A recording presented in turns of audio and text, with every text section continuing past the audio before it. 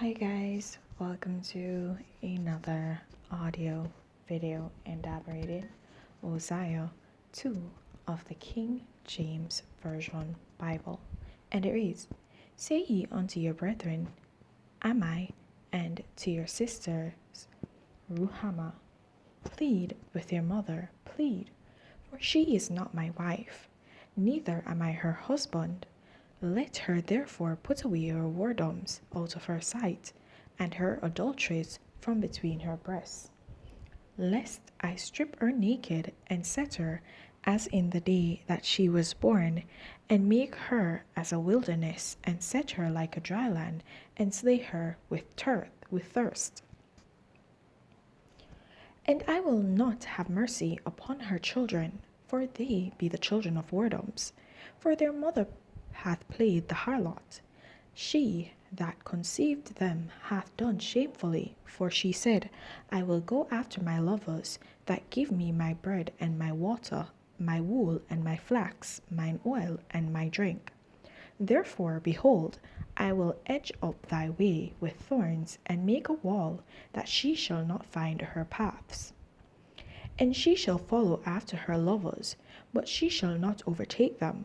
And she shall seek, but shall not find them. Then shall she say, I will go and return to my first husband, for then was it better with me than now. For she did not know that I gave her corn and wine and oil, and multiplied her silver and gold, which they prepared for Baal. Therefore will I return, and take away my corn in the time thereof, and my wine in the season thereof, and will recover my wool and my flax given to cover her nakedness. And now will I discover her lewdness in the sight of her lovers, and none shall deliver her out of mine hand. I will also cause all her mirth to cease, her feast days, her new moons, and her Sabbaths, and all her solemn feast. And I will destroy her vines and her fig trees, whereof she hath said, These are my rewards that my lovers have given me, and I will make them a forest, and the beasts of the field shall eat them.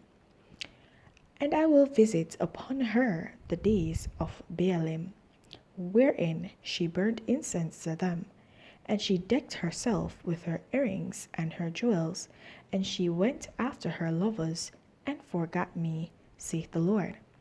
Therefore, behold, I will allure her, and bring her into the wilderness, and speak comfortably unto her, and I will give her vineyards from thence, and the valley of Achor for a door of hope. And she shall sing there as in the days of her youth, and as in the day when she came up out of the land of Egypt. And it shall be at that day, saith the Lord, that thou shalt call me Ishi, and shalt call me no more Baali. For I will take away the names of Baalim out of her mouth, and they shall no more be remembered by their name. And in that day will I make a covenant for them with the beasts of the field, and with the fowls of heaven, and with the creeping things of the ground. And I will break the bow, and the sword, and the battle out of the earth, and will make them to lie down safely. And I will betroth thee unto me forever. Yea, I will betroth thee unto me in righteousness, and in judgment, and in loving kindness, and in mercies. I will even betroth thee unto me in faithfulness, and thou shalt know the Lord. And it shall come to pass in that day I will hear, saith the Lord, I will hear the heavens, and they shall hear the earth. And the earth shall hear the corn, and the wine, and the oil, and they shall hear Jezreel.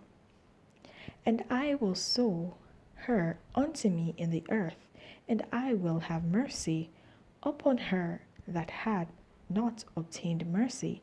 And I will say to them, which were not my people, Thou art my people, and they shall say, Thou art my God. Alright, so guys, in this chapter, it's basically solidified in what I said in the previous video, that the wife here being spoken of is not basically a literal wife, but it's basically an allusion that the Lord, an analogy which the Lord had made between the wife, between a wife and a nation, his nation, Israel, his people, which he had called, which he had taken out of Egypt to be his people, yet they went and served other gods. And he speaks of the punishment that he gives to them because of that. And here we see where he also speaks of the fact that she said that she received all the blessings that she have from her false gods, and so the Lord take them away to let her know that this is not so. And we saw previously in Daniel where that was said that that actually occurred, and in other scriptures as well as we go through, right? And so everything is just linked together. We see how everything comes together perfectly in this, right? The scriptures, they actually, I don't want to say interpret, but for lack of a better word, scriptures interpret scriptures. Scriptures expound on scriptures to give us a better understanding of the scriptures, right? So this is basically one such scripture where it's basically explaining certain things to us in a different way, right? Because we know that the Lord sometimes gives parables. He doesn't speak in a straightforward way at times. And this is to help us to understand what he's saying at times better. Because if you go to somebody and you just tell them, okay,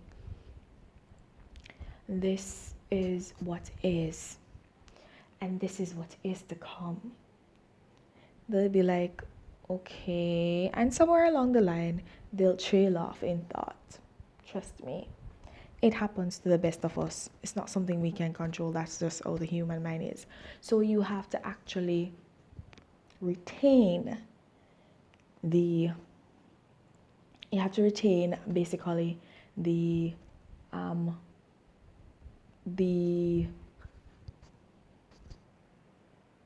attention of the audience.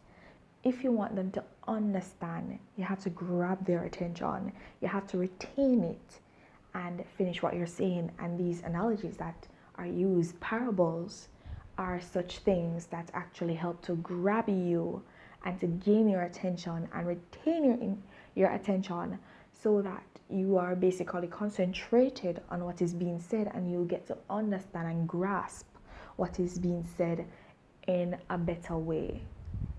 Okay, so that's what it's used for, and that's what these scriptures are used for, to help us to understand what has actually taken place. And if you don't understand the magnitude of the sin that the children of Israel had committed against God when they went seeking after other gods, then when you think of a wife going and seeking after another man, then you'll fully understand and comprehend what the Lord is feeling and what he was saying, and the reason why the punishment was as is. Right? So guys, I'm gonna leave that right there. Please remember to have yourselves a blessed day and continue to walk in your salvation. And if you've not gained it, then seek it. There's no better time to begin than the present. And guys, I'm gonna put in a request here. Please pray for me. Continue to pray for me if you've already been doing that. Okay?